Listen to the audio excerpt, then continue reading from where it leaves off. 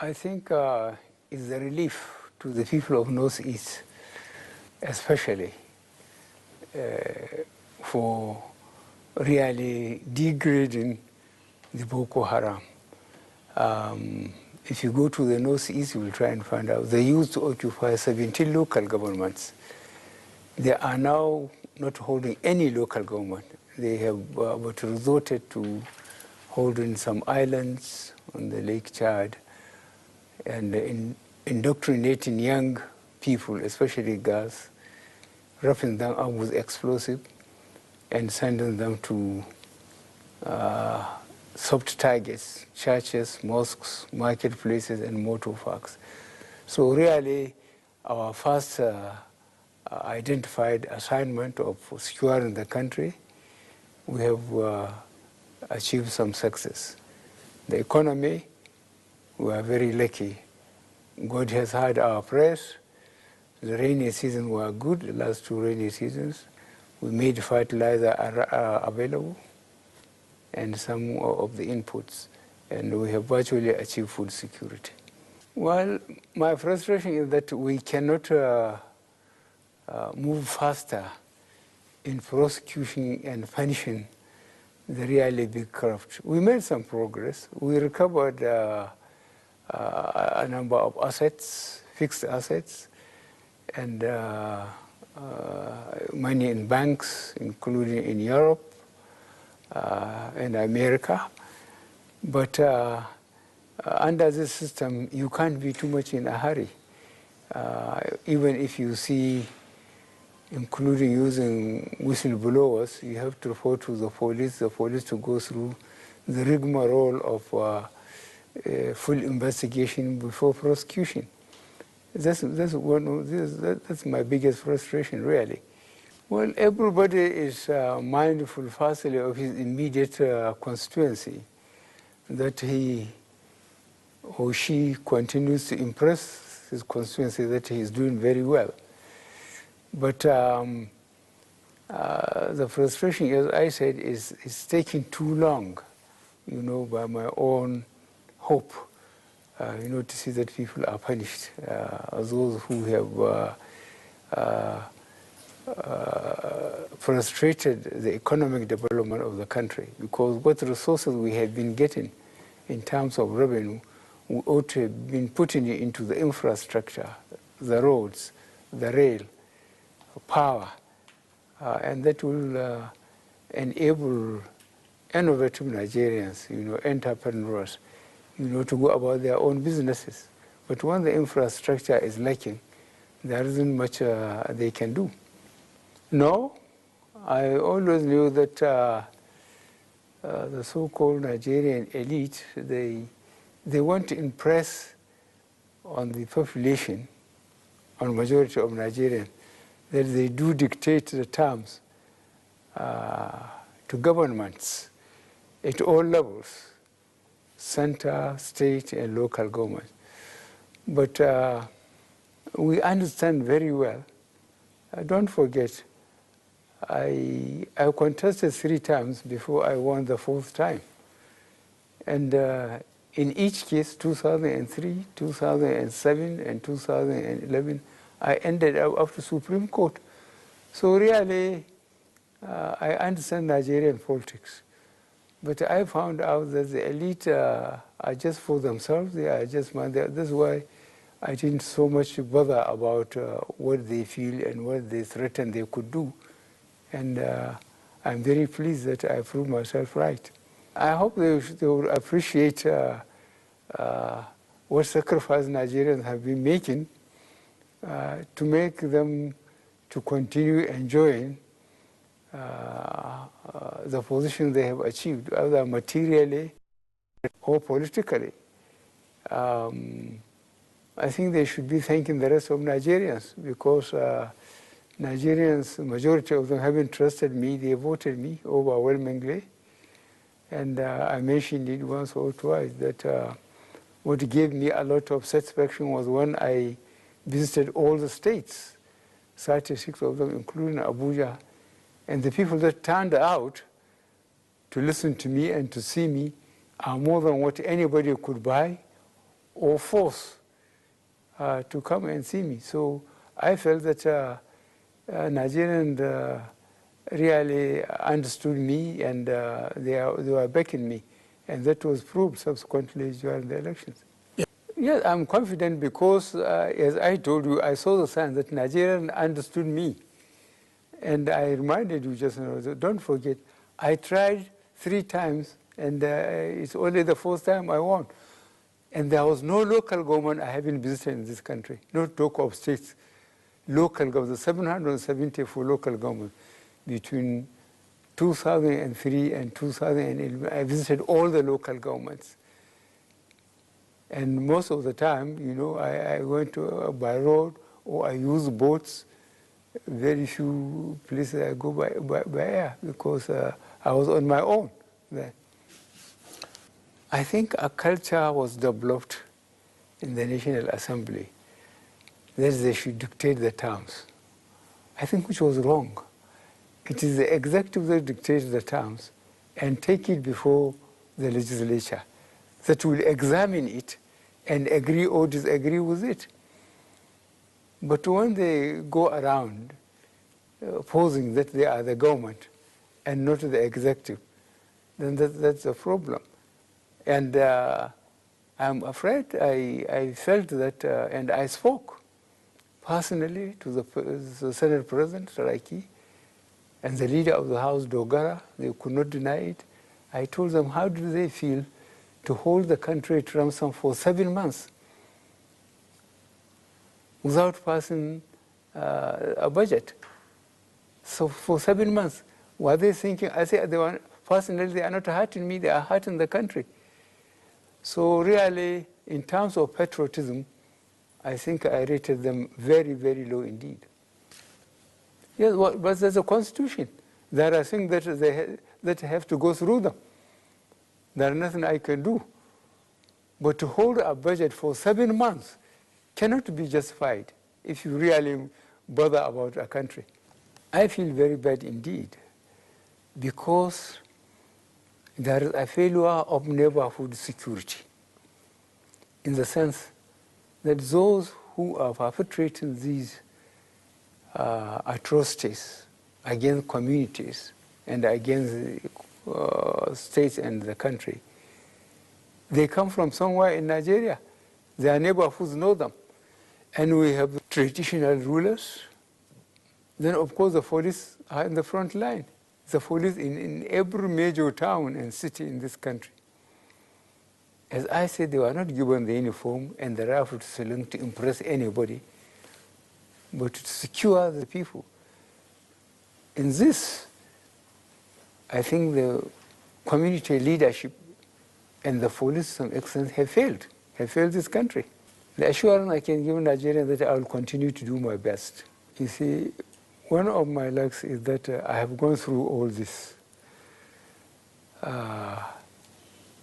I did virtually all the staff and command appointments from platoon, there's 32 people or 36 or 40, whatever it is, to division. It was on record for a long time, I think, that I was the only officer in the Nigerian army that commanded 3 out of the 4 divisions then. The 4th division in Lagos, the 2nd division in Ibadan, and the 3rd division in Jos. So the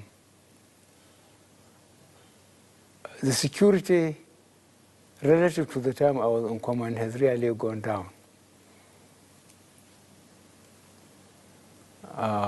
I cannot claim to know what was happening after I left the military the way I left. But definitely, I didn't know person to person all the service chiefs that I picked. I depended on records and reports.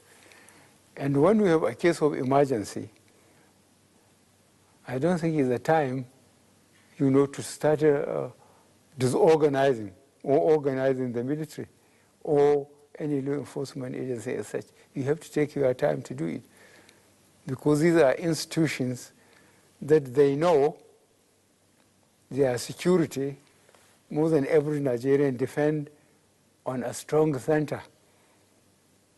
We have no state police. We have no state army or air force or navy. So those people know more than ordinary Nigerians that the center has to hold for them to have security,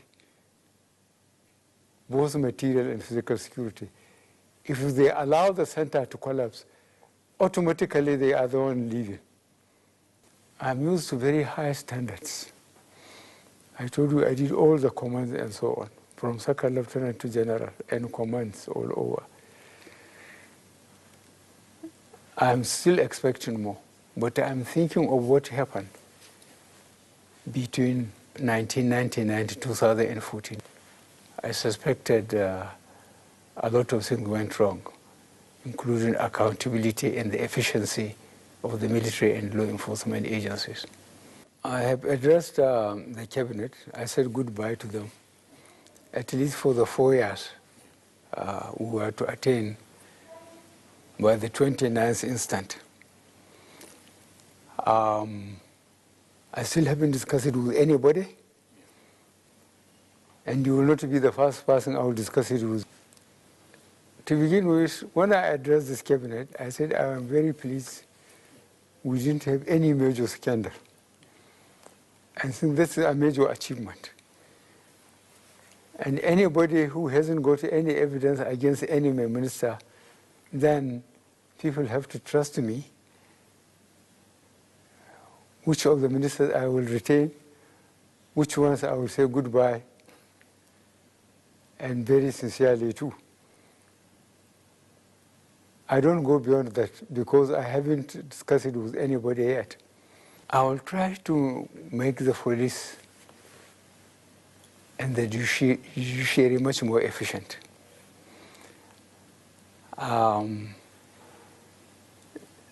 As I told the police and told a lot of people, the police are in the front line. As I said, there is no town where we don't get a police station. They are supposed to be the front line for law and order. The only thing closer to the people than the police are the neighborhood itself. People know in some communities, if people steal, they know from which family, who stole it, or which kind of criminals in the family. That's what I expect of Nigerian police to achieve. Absolute community security, to know the criminals around them so that they can straight away head for those who committed certain crimes and get them prosecuted. Well, it makes sense. We are making noise that we want people to come and invest their money.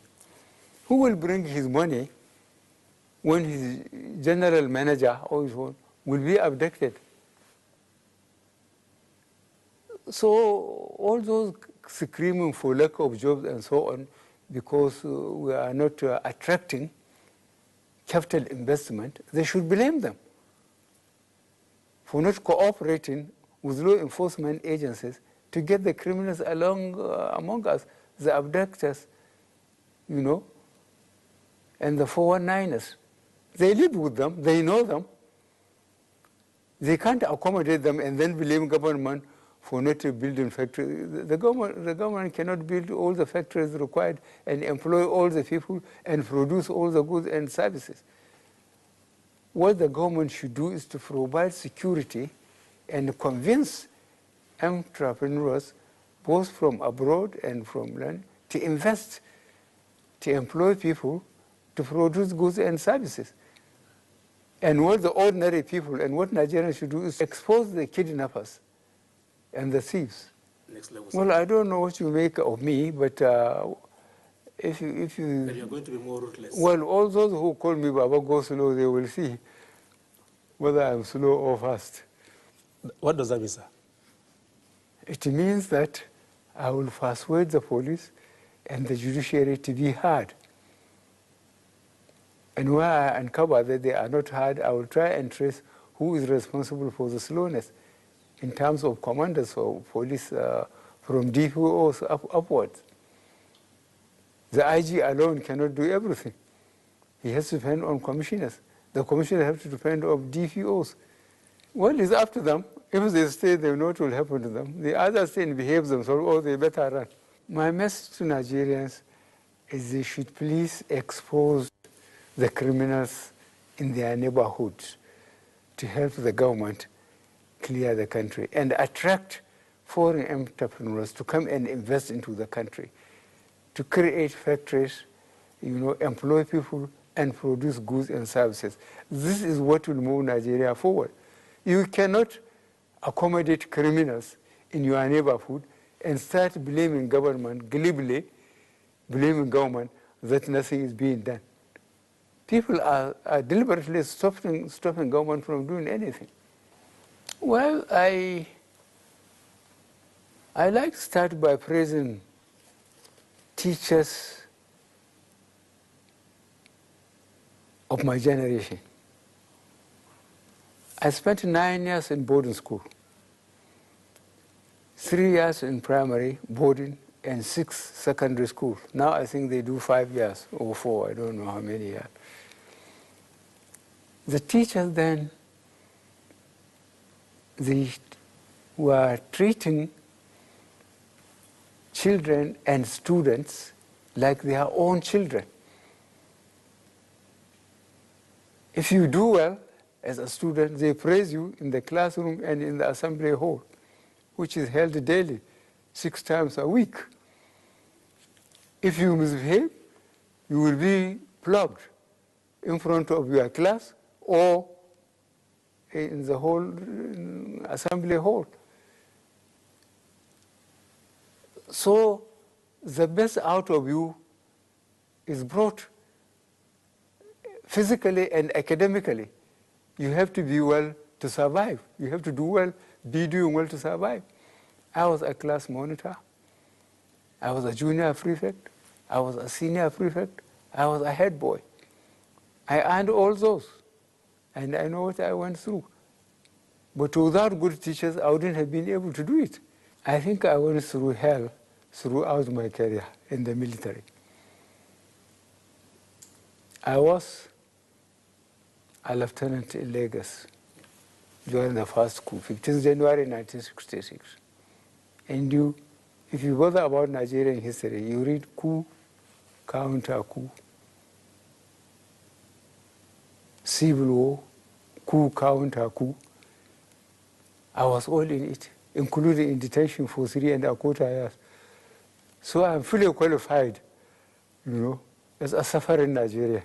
Well, I thank Nigerians for putting me under the microscope and seeing the way I came through. They knew I was a governor, now 6 states. I was in petroleum for 3¼ years. I was a military head of state. Then I joined partisan politics. When the uniform was removed from me,